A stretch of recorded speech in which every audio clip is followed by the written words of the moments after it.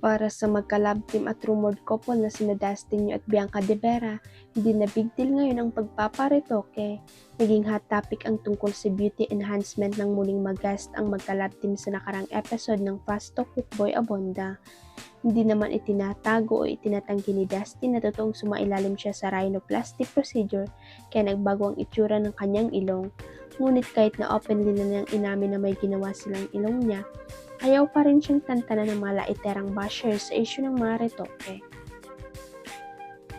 Ngunit kahit na openly na niyang inamin na may ginawa sa ilong niya, ayaw pa rin siyang tantanan ng mga laiterang bashers sa issue ng retoke.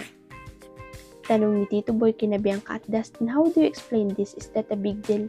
In Korea, big deal yata ang walang retoke.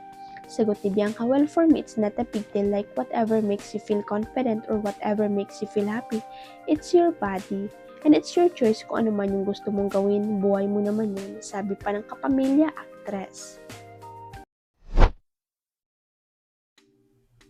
Ang bongga ni Ivana Alawi na bumili ng 100 pieces of iPhone 17 para lang ipamigay sa kanyang fans and followers.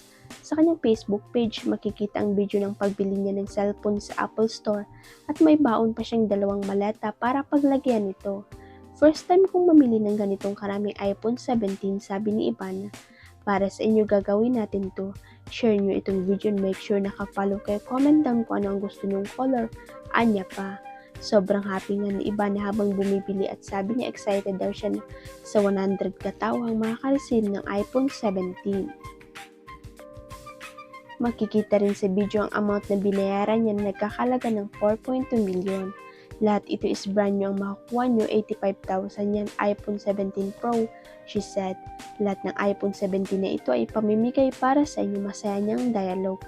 Sa ngayon ay mabot na sa 4.